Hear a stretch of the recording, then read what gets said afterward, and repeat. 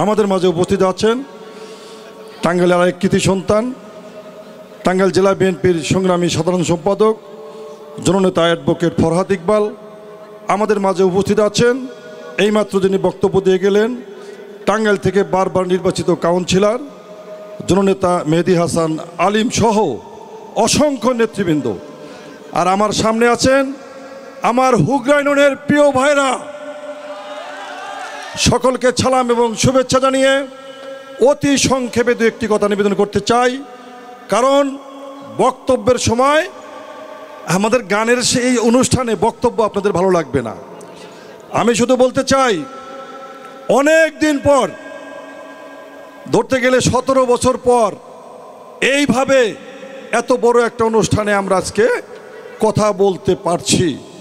কারণ আপনারা জানেন, জালিম সরকার, শেখ হাসিনার সরকার, আওয়ামী লীগের সরকার, ওই দানব সরকার দেশ থেকে বিতাড়িত হয়েছে, দেশ থেকে পালিয়ে গিয়েছে বলেই আজকে আমরা এত সুন্দর করে একটা মাঠের মধ্যে এত বড় একটা অনুষ্ঠান করতে পারছি।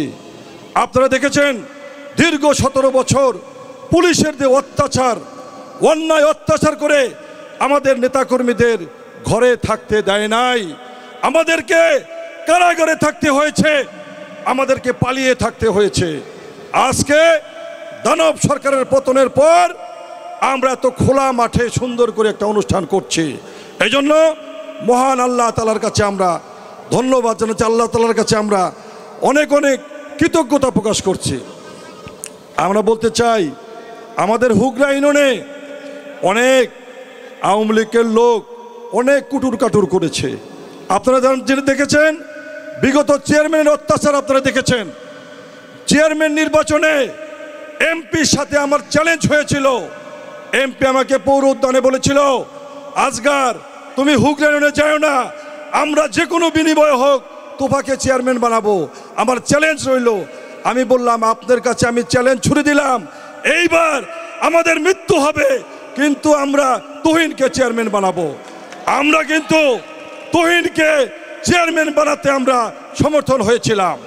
আজকে সেই তুহিন আপনাদের দেখেন রাস্তাঘাট, মাঠে ঘাটে সন্ত্রাস মুক্ত এলাকায়, নেশামুক্ত এই ইউনিয়ন করতে সচেষ্ট ভূমিকা তিনি রেখেছেন। আমরা বক্তব্য দীর্ঘায়িত করব না, আমরা শুধু বলতে চাই, দীর্ঘদিন আপনাদের সেবা করেছি, ইউনিয়নের চেয়ারম্যানই করেছি, দুইবার উপজেলা নির্বাচন করেছি।